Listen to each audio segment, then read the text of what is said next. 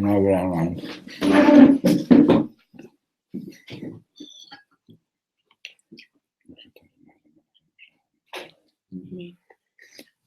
Page 184 today, right?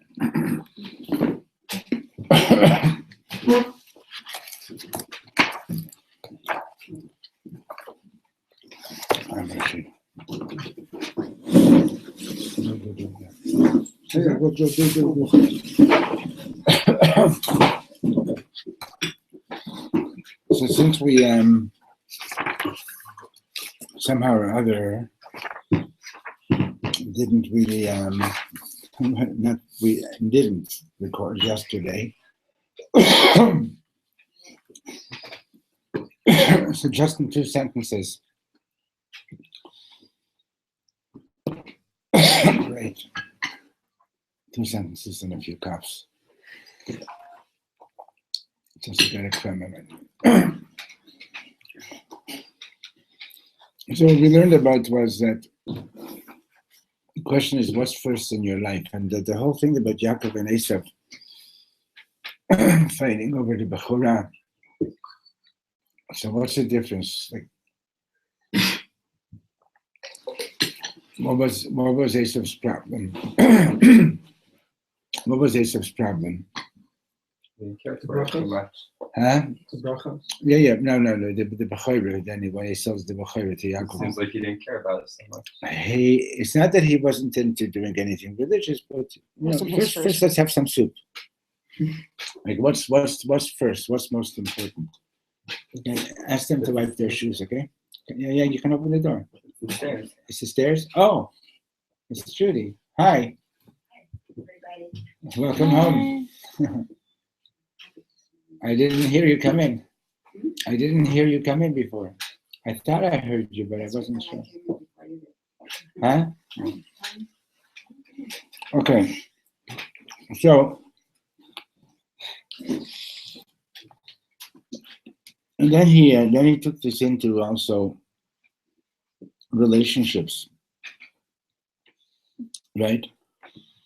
That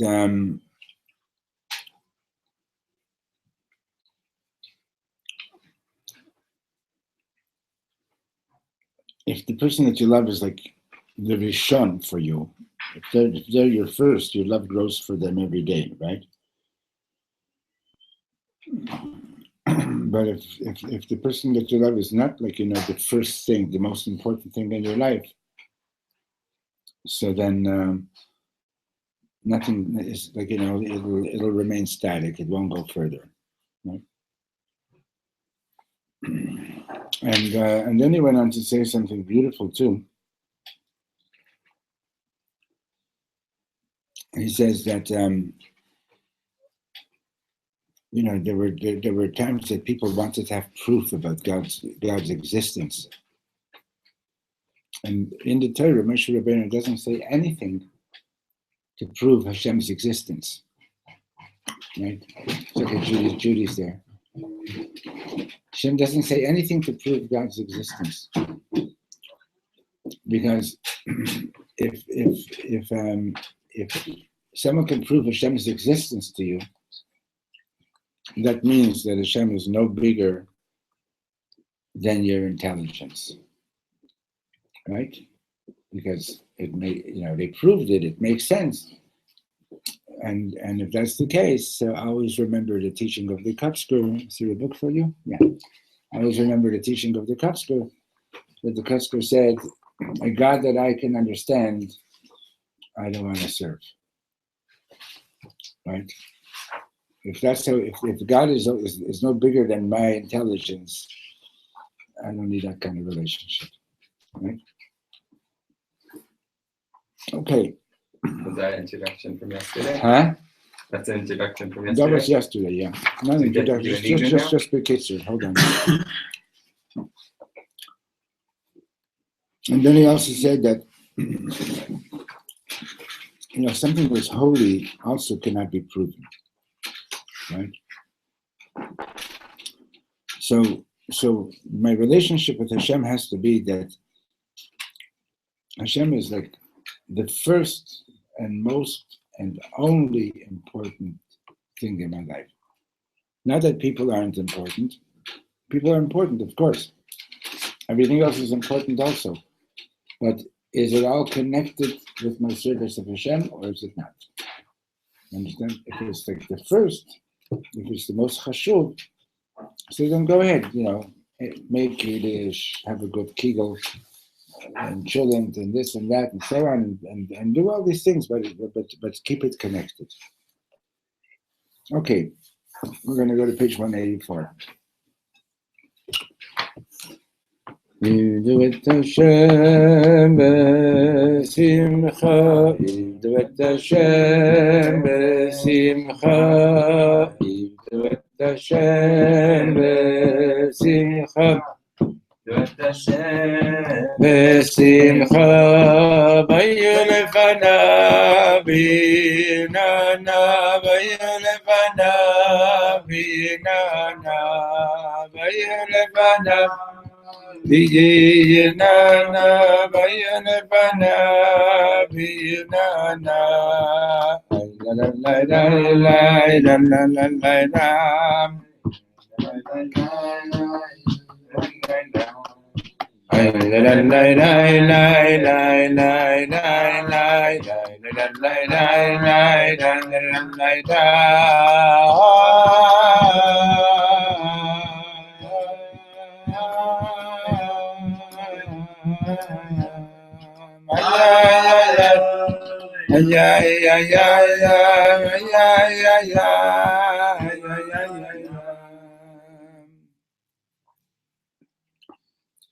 Page 184, Shinui Maslul. You know what that means, Shuli? Shinui Maslul? It's what you did in your life. Tell them what it means. Changing your path. Maslul is a path, okay? So the word is Mesila. Mesila is a path, right? Maslul is a same runway. Word. Huh? Runway, maybe? No, it's a path. It's okay. The Mesila is the right. Shinui Maslul is more like changing direction. Yeah. Right. Adam echad ba'al Rabbi mivishnis v'amar. So this man came to the Vishnis Rebbe and he said, Rebbe, ani ma'od, I'm very poor, chas v'sholem. V'yesh li kol kach harbe tzarot, I have so many problems. Ma I say, what am I going to do?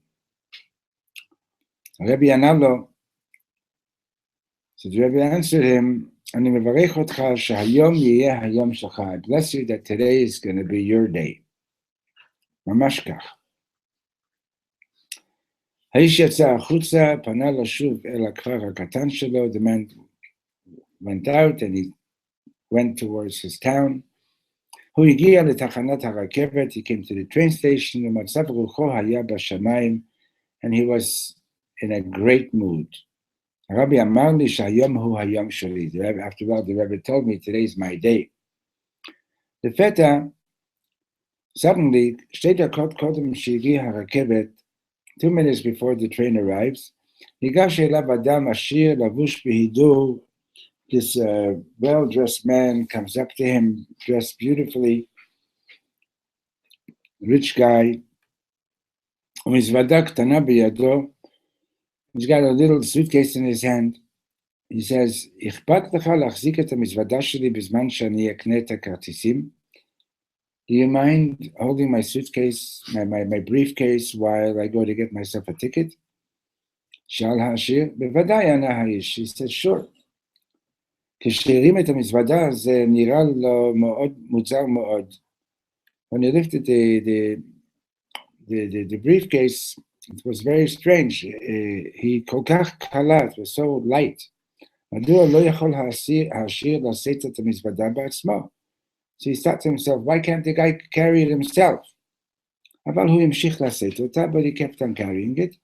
הרכבת נכנסת לתחנה, the train comes into the station, הוא החל לחפש בקדחנות את האיש שנתן לו את המזוודה, and he starts frantically searching for the man who gave him the briefcase. הוא מוכרח לעלות לרכבת, but he's got to get on the train. בסופו של דבר פנה לאדם אחר, and he turns to another guy, and he says, אתה מוכן להחזיק את המזוודה הזו עבור העשיר הזה עד שיחזור? Can you hold this suitcase for this rich guy till he comes back?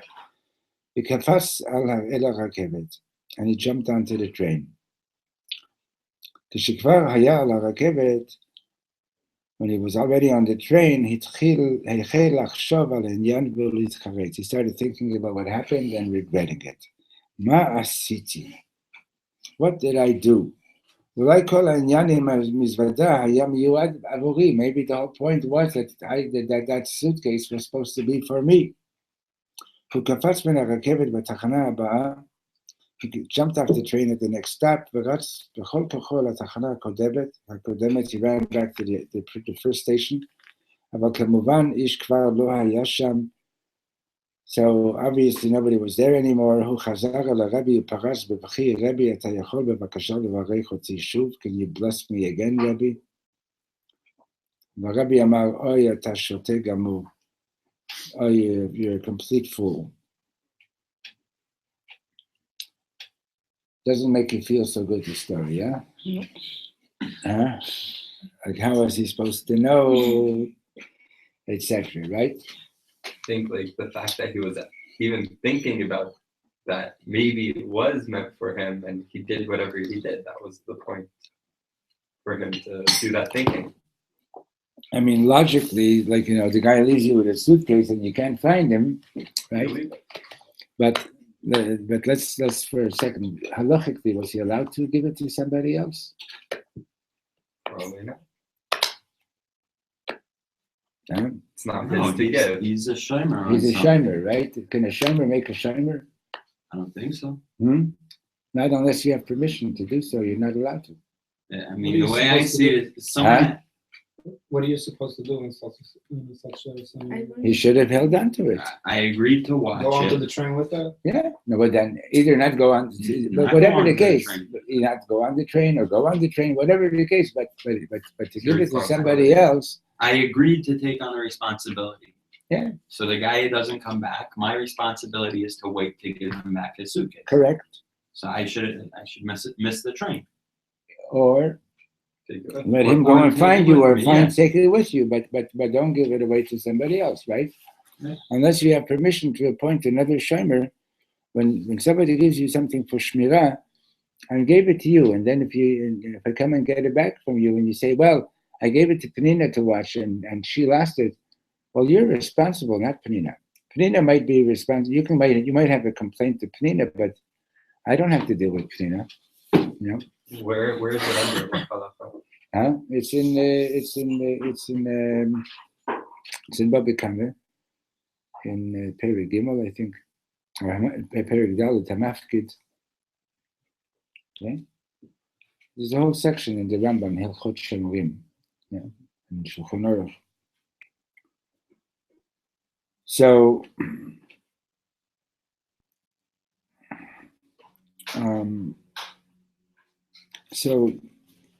הסיפור הזה עמוק מאוד. This story is very deep. לפעמים אנחנו מאבדים הכל בגלל לוחות זמנים.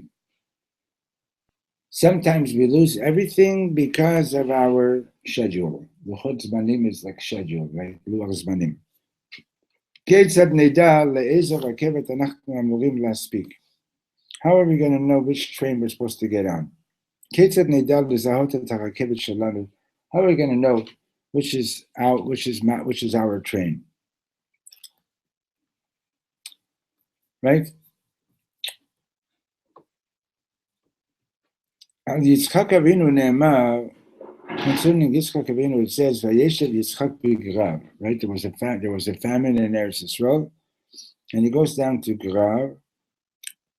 כמובן התורה אינה מתכוונת רק למסור לנו מידע על מקום המגורים של יצחק. Obviously, the Torah is not just simply interested in telling us where Yitzchak was living. לא בשביל זה עלה משה להר סיני והוריד את התורה. Moshe Rabbeinu didn't go up to Har Sinai to tell us, oh, by the way, Yitzchak was living in Grav, and he had a Chevrolet, That's not the point, right? He probably had lots of cars. He was living in a car. Ha ha ha. They don't know enough people to get that one. Grav is a tow truck. Okay. Okay? כמובן, you get 2 points for that. כמובן התורה אינה מתכוונת רק למסור לנו מידע על מקום המגורים של יצחק, לא בשביל זה עלה משה להר סיני והוריד את התורה, כדי שנדע מה הייתה כתובתו המדויקת של יצחק. The point is not so that we should know the exact address of יצחק, מוכרחה להיות פה משמעות עמוקה יותר. There has to be something a lot deeper, a much deeper meaning. רב שמחה בונם הקדוש מפשיסחר אומר, so the Pshischer says, שהמילה גרר הוא מלשון לגרור. The name גרר is related to the word לגרור, which means to schlep, to drag, to tow.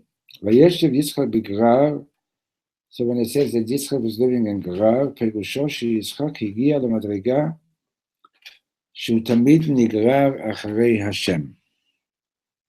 That Yitzchak reached a level that he was always being pulled after God. In other words, he was constantly, he always was moving in the direction of which way, God, which way are you leading me? Okay. תמיד מוכן לקבל כל מה שקורה, page 185.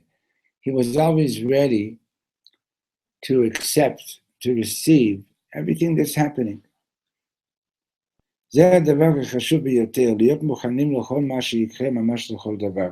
This is one of the most important things, to be ready to for everything that happens. You understand? You get up in the morning and you think that you're going to do this and this and this and this, right?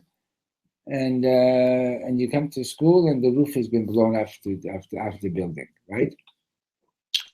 So, so to accept, okay. In other words, Hashem is wanting me to deal with a different situation than I was originally planning. That's the point, right?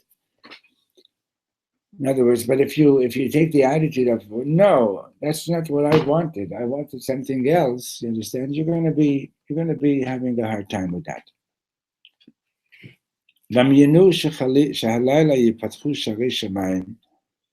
Imagine that tonight the gates of heaven open up.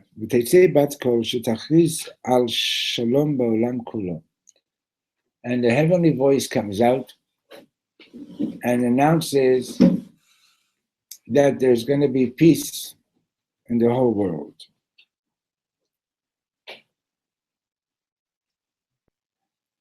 So kol echad yachshov, so everybody is thinking,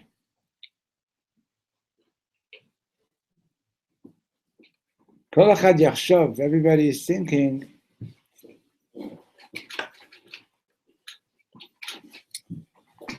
that אני צריך לצפות בתוכנית האהובה עליי בטלוויזיה.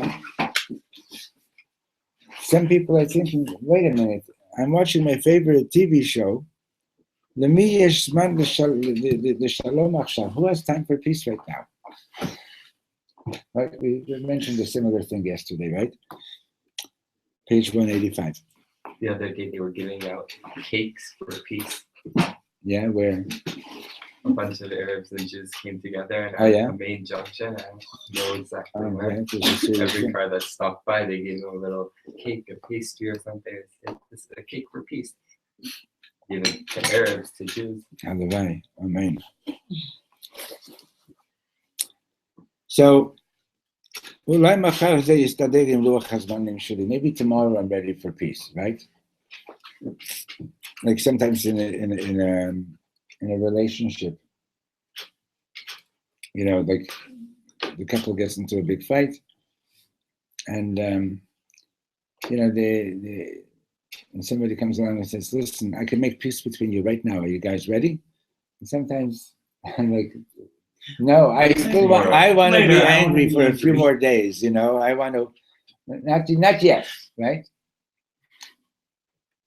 Right? Tragically, right? It's very tragic that we are like that." Abraham memukad kol kulo ba'avodat Hashem. You know what the word memukad means? Hebrew lesson. What's the root of, you know the word nekuda? On the spot. A point, right? Nekuda, memukad is focused on the point, okay?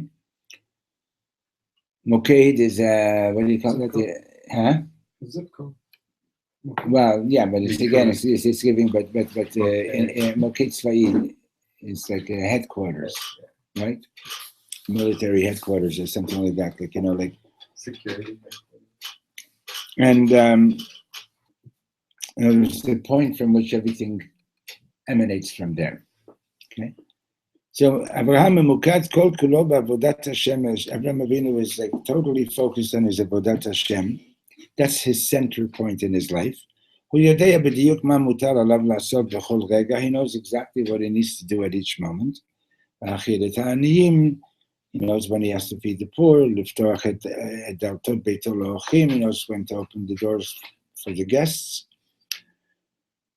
And to tell everybody that there's one God. אבל אצל יצחק המשימה קשה יותר. But by Yitzchak, it's a little bit different. The task is a bit more is more difficult. כל מה שהשם מבקש ממנו, שיפסיק לעשות ברגע זה, by Yitzchak, everything that Hashem is asking him to stop doing what he's doing right now, הוא עוצר מיד והולך לאן שיורה לו השם. He stops right away and he goes where God is guiding him. אל תשלו את עצמכם. Don't kid yourself. צריך המון גבורה כדי לשנות מסלול. You need a lot of strength to switch paths. And that's talking not an easy thing. Switching paths is a very difficult thing, right?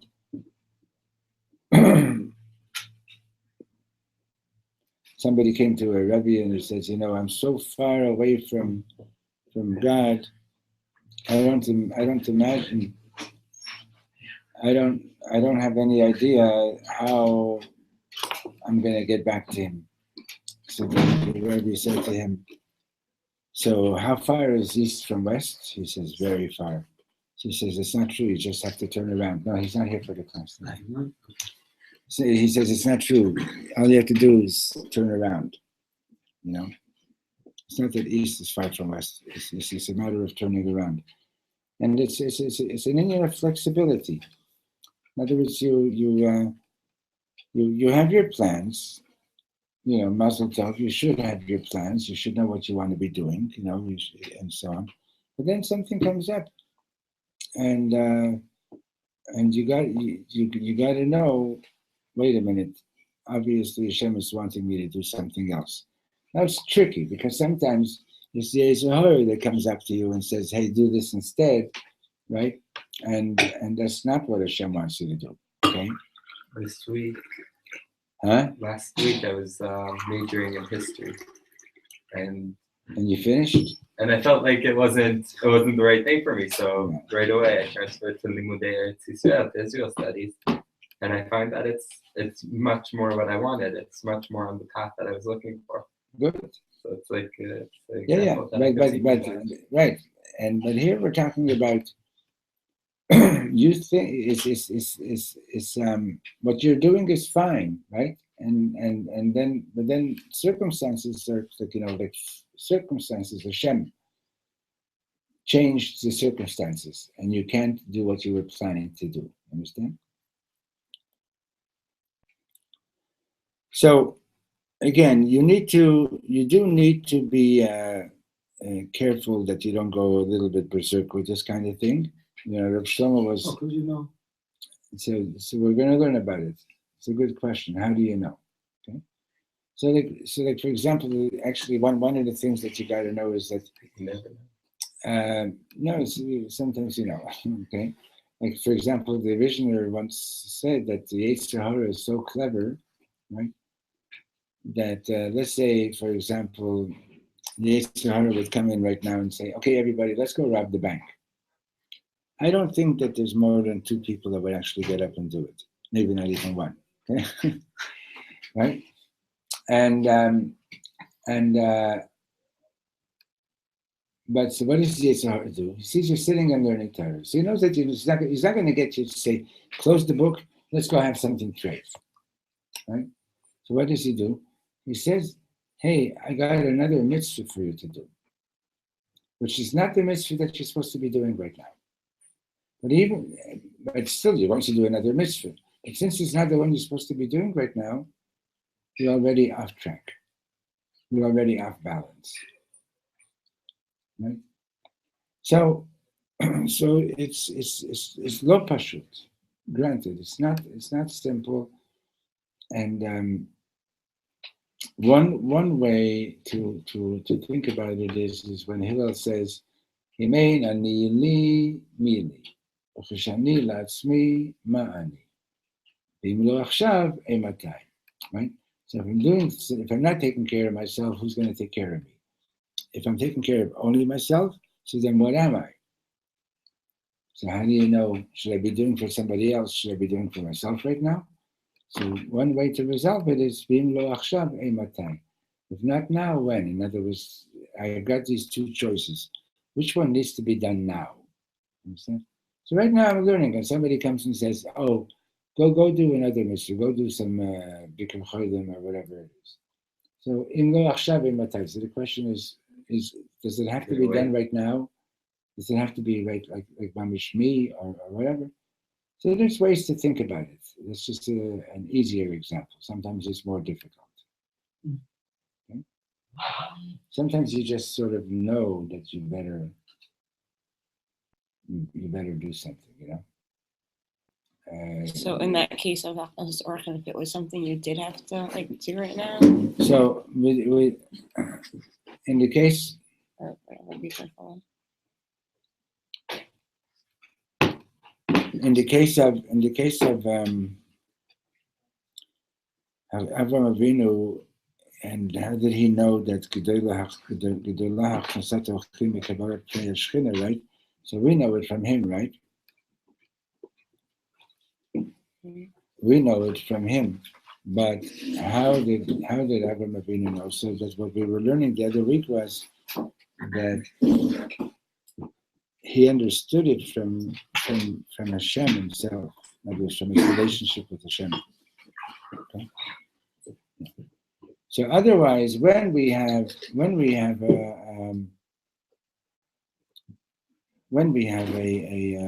halacha to guide us, understand? So then it's pretty clear. It's the halacha that's guiding us, understand? But if there's no one else to visit the person, then. And it needs to be. It's okay. Sit here. And it needs to be right now. And then, if there's no one else to visit the person, then for sure you got to make time. There's no question that you have to make time. There's that question is, right? Can I finish my shir or not? What? The mitzvah. What? If you're busy with the mitzvah, you're patur from another. But not always. You understand? Can it be done by somebody else? Does it need to be done now? That's the main rule, and then there are the exceptions. Okay, so correct. So there are guidelines. Understand? There are guidelines that one has to know. So it's one thing to be connected and to know what Hashem wants you to do. It's another thing it's more difficult when you're doing something that Hashem pretty much wants you to do, that all of a sudden you get an order which is sort of saying, okay, stop this and now go do something else, right? But I invested so much in this already, right? I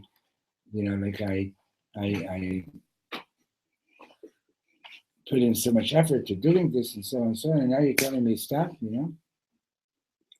So that's a little bit more difficult. So Yitzchak Mishaneh, we're in 185, second last paragraph. Yitzchak Mishaneh Maslulim B'li Heret. Yitzchak's life is a life where he's changing paths almost always without stop. Shem aniach oto al hamizbeach. Shem has him put on the altar. Yitzchak choshev shu amed lamot, and Yitzchak is ready now to die, right? Aval az ne'emar lo laredet min hamizbeach. And then he's told, oh, get off the altar, right? Somebody's at the door again. Shoot out. So then he's told, no, get off the altar, right? Yitzchak Choshev, Shu mevarech et Esav. He thinks that he's giving Esav a bracha. Maybe you'll share this fully because maybe another book over there. The guy's coming in. David, welcome. Here, we're on page 185, second last paragraph, okay? Huh? Second last paragraph on 185. Right. So, it's in the end of the second line in that paragraph. Yitzchak Choshev Shu mevarech et Esav. He thinks that he's blessing Esav. And then he discovers Mazel Tov is not Esav, it's Yaakov. He wants Yaakov to remain close to him. And Rivka comes and says, no, please let Yaakov leave. To go find a wife. Right? So he's got to deal with all these changes in his life. You understand? That's so Vayeshev Yitzchak B'Grav. That means he went whichever way Hashem was pulling him. Was it a real place, Gerar? Yes, or was it wherever Hashem? No. It was a place. There is a city in Plishtim that was called Gerar. No question about it. Yeah. No.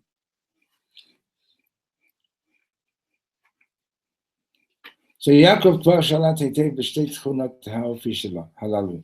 Yaakov Avinu, you mentioned, you spoke about Tiferet before, and Yaakov Avinu was Tiferet, and he mastered these two different ways of being. Okay, Ishtam Yoshev Ohalim. He was a complete person, living in tents. So, Hayu lo shnei ohalim, meaning to say that he had two tents. Abraham v'Yitzchak yachtav. He had the tent of Abraham Avinu, and he had the tent of Yitzchak. In other words, hu yada b'chol rega ma alav la'asot. He knew what he needs to do at every moment. V'haya patuach kol hazman limso ma mutal alav b'rega zeh. And he was also open to finding and accepting what he needs to do right now. You understand? So, I know that today I got to do this and this and this, and then something comes up and says, I got to take care of this right now. So you got to do it. You got to take care of this right now. I'm blessing you with תברכו גם אותי, שנזכה להיות תמיד מוכנים לשינוי. We should always be ready for a change when it's necessary, right? לא פשוט, right?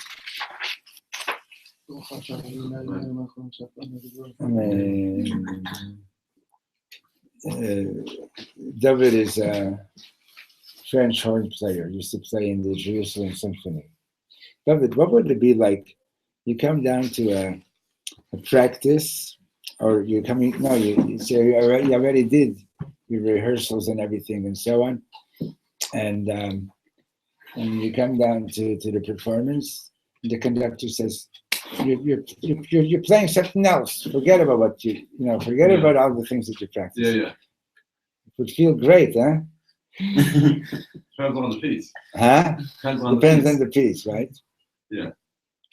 Actually, I heard about this guy that I think it was in Tels, this big Rosh Hashiva.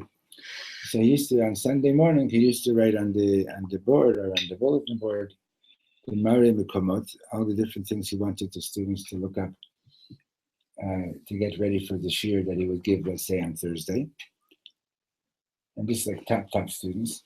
and then he'd leave the Beis Medrash and he'd go to his own private study, and he'd come back on Thursday and give the shiur. Anyway, so one wise guy, what did he do?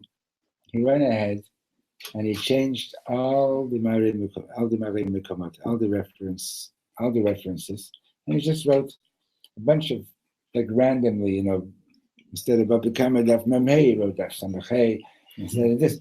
And in the meantime, like everybody in the yeshiva is spending a whole week breaking their heads trying to figure out, like, what's this got to do with this? What's this got to do with this? What's this got to do with this? And the Rosh Yeshiva comes in on Thursday, ready to give his shiur. And remember the story? Yeah. And he looks at the bulletin, and he sees that everybody prepared something altogether different, right? So he says, wait 5 minutes. Goes out for 5 minutes, comes back and gives a 6-hour shiur on all those Marei Mekomot, So, I mean, so that's if you're a master, you can do it, right? You can do it if you're a master, right? But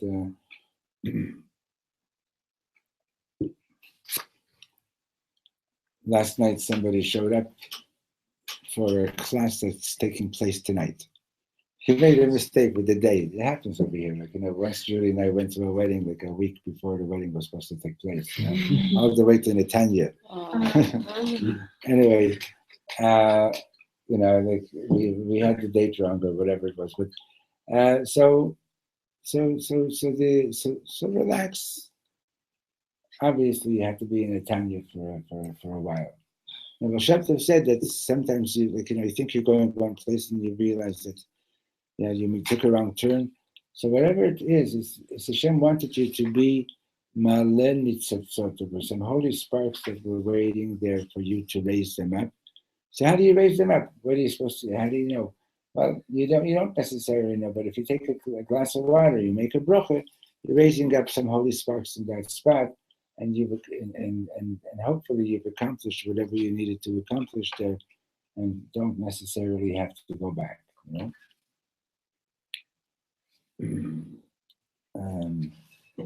I was once going to do a Shabbaton somewhere in New Jersey. Some place I think it starts with a P. I forgot the name of it. Say? No. Persephone? Brown. No, it wasn't a very Jewish place.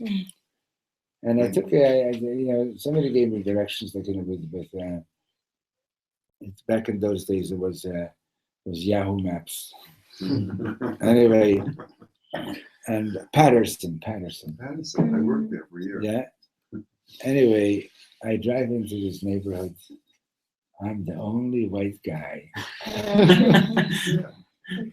Used to be very Jewish. And then I find out like I could have gone a whole different way, you understand? But so I had to be there. The thing is that when you're the only white guy in the neighborhood, they don't bother you because they figure you're dangerous. Or you're crazy. They're not starting up with you. Yeah, Baruch Hashem. Yeah. Okay. Once a similar thing happened, and I was at a wedding. I was staying at a friend in Teaneck, and I went to a wedding of a relative in Brooklyn, and sitting there at the wedding, and I had written out directions. And so somebody says to me, "So how are you getting back to Teaneck?" So I told him, I showed him. So he says, "I'll give you a much better way." So he gives me a much better way. Turns out that better way had construction all the way along. So, and I didn't have any maps or anything or cell phone or whatever. I didn't dare get off the road. So instead of getting to Teaneck in 1 hour, I got there in 3.5 hours. It's 12:30 at night. I take a turn off at, was it Queen Elizabeth or something like that? Queen Anne? Whatever, huh? Queen Anne? I went to school on that street. And I turned in the wrong way, turned the wrong way. So, and I find myself again, in a neighborhood that's like Harlem number 2, whatever. And I call 911. I said, I'm lost. So she says, that's not an emergency. And she hangs up. So I figured, okay, what am I going to do now, And so I get out of the car and I figured I'll stop some car and tell them to give me directions. So it was the same thing. Like, what are you, crazy? White guys, they're not going to stop for you, They you might be from the DEA or whatever, right? And so I get back in the car, start driving around, and I find this Subway, those restaurants, what do they call it? The Subway? Yes, Subway. And I drive into the lot. It's like already 1:30 at night, and the two guys are coming out of the place. They're locking up, and I drive over to one of them, and I roll down the window and I say, "I'm lost," and he smiles at me. He has all of 4 teeth in his mouth. It's like a 20-year-old guy. He smiles at me. He says, "You're lost?" I said, "Yeah, I need directions." He says, "Well, come to the back." I said, "Okay."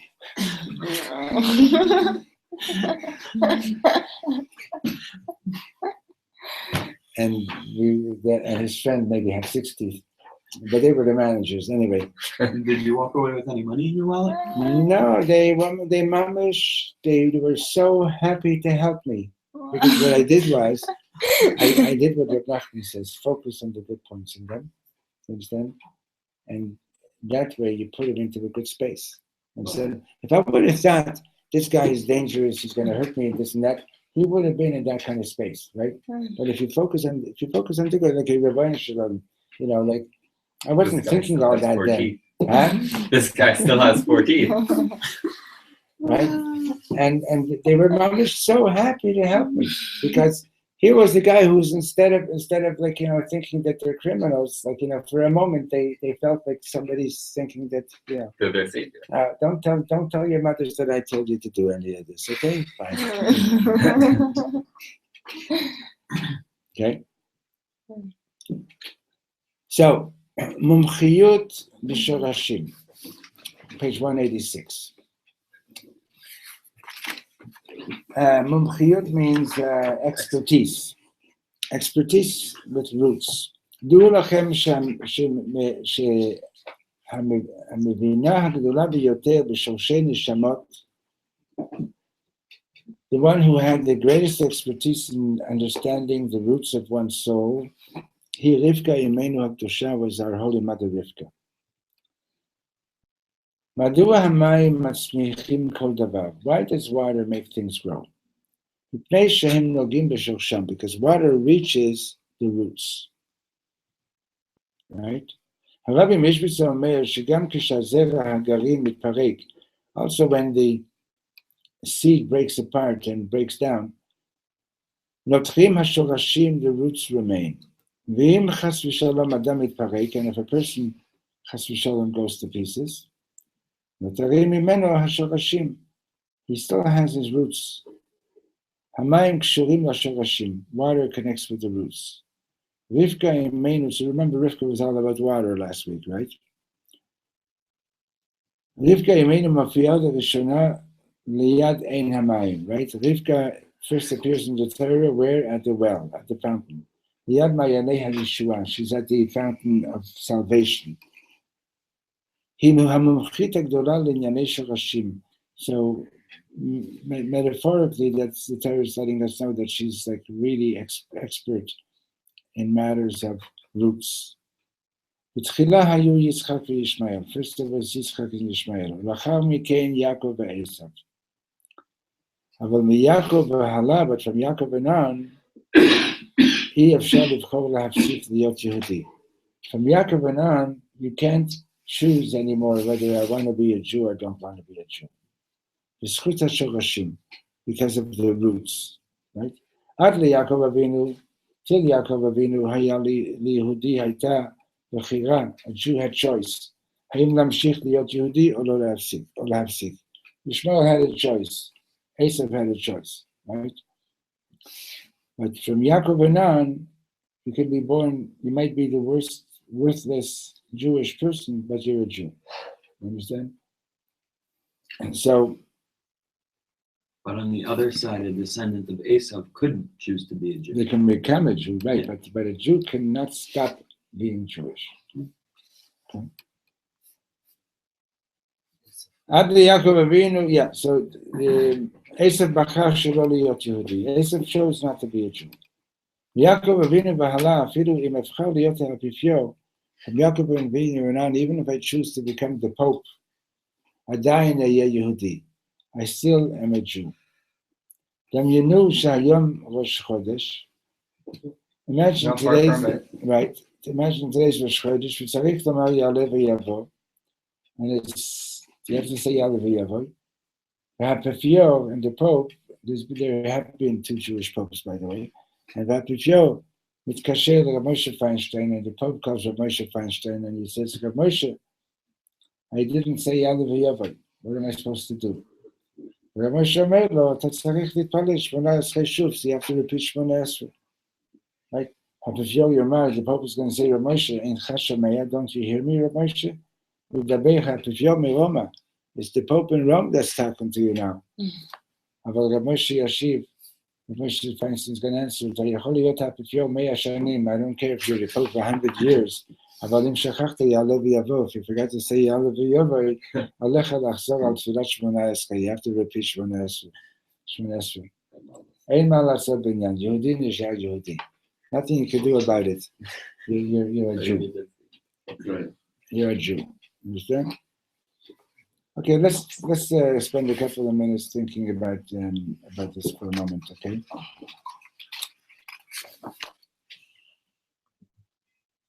So the last thing that we learn now about roots, okay? It does happen sometimes,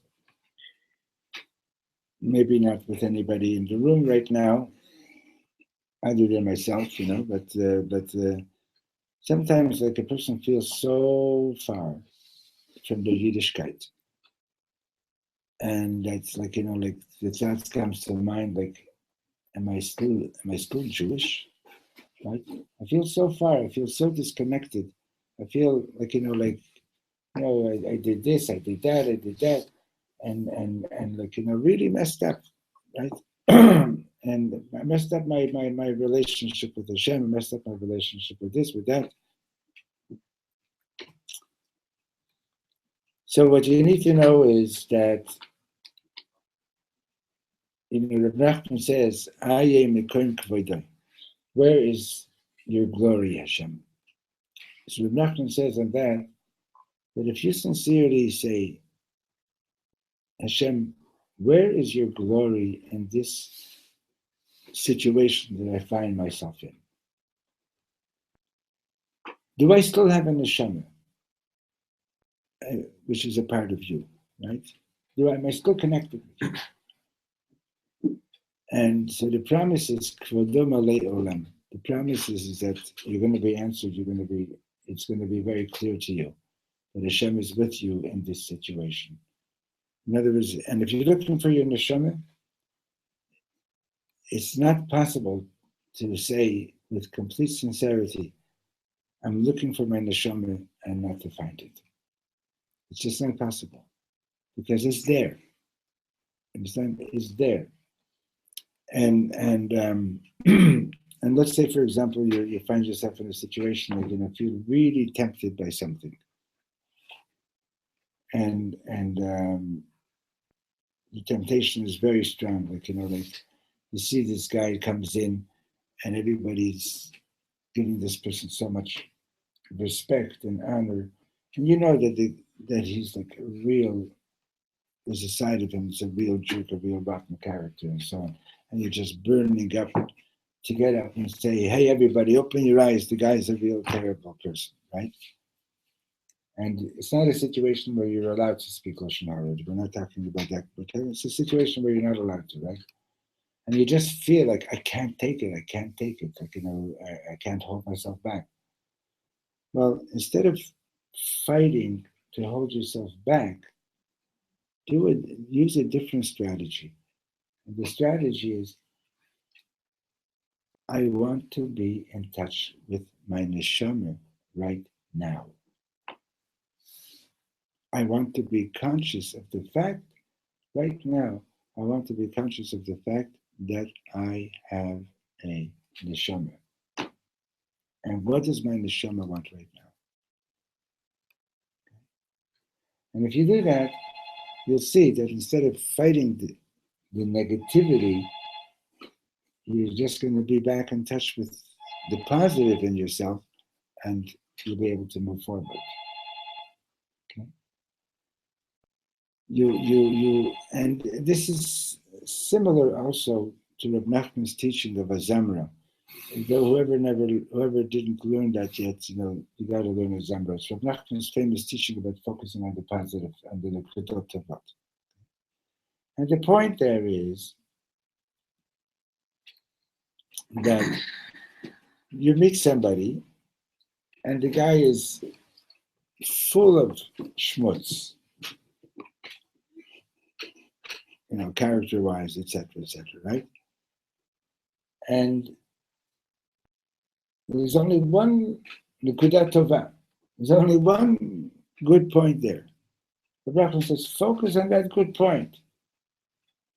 Because when you do that, you're putting the person into a positive space, and from there, things are going to work out much better. Okay? You go into the bank and you're standing in line, and the 5 people in front of you are giving the teller like a really hard time, and you see the teller is just totally fed up. And you've got a whole bunch of favors that you need to ask from the teller, right?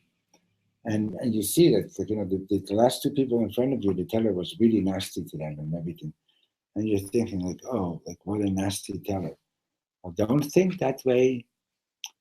Think, oh, look at this, everybody's driving the teller crazy and he hasn't walked away from his job, He's still trying to help me. And you focus on the nekudat tova, I guarantee you're going to go up to the teller, you're going to say hi, and they're going to look at you and they're going to say, oh, what can I do for you? It sounds like magic, but it is, and it works. Okay?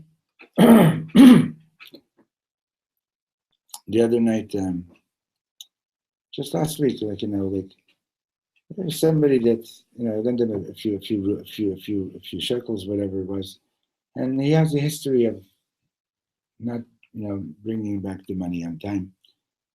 And it was the day that he's supposed to pay back, and I caught myself at first thinking, oh, he's probably not going to show up with the money. Then I said to myself, you know what? Why do I have to think that way? Let me think the other way around. That he is going to come. But maybe he did shuvah. Maybe he is going to come. And he mamish came a half an hour later, right? And then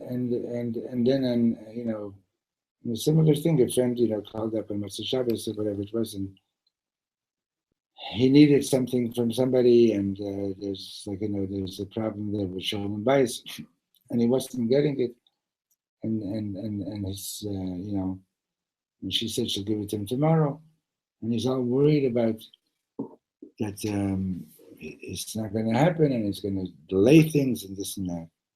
So I told him that just Erev Shabbos I had this experience.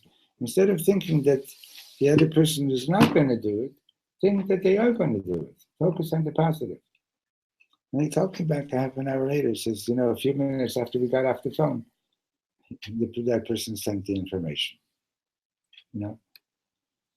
And so you see a person, you see a yid, and instead of focusing on the chitzoniyut and what they're like on the outside, superficially, focus on the pnimiyut and their essence and their true essence and their roots. And the same way like for somebody else, also for yourself. And that makes one that puts you in touch with your roots, with the shorish of your life essence. See you tomorrow, Mr. Shem.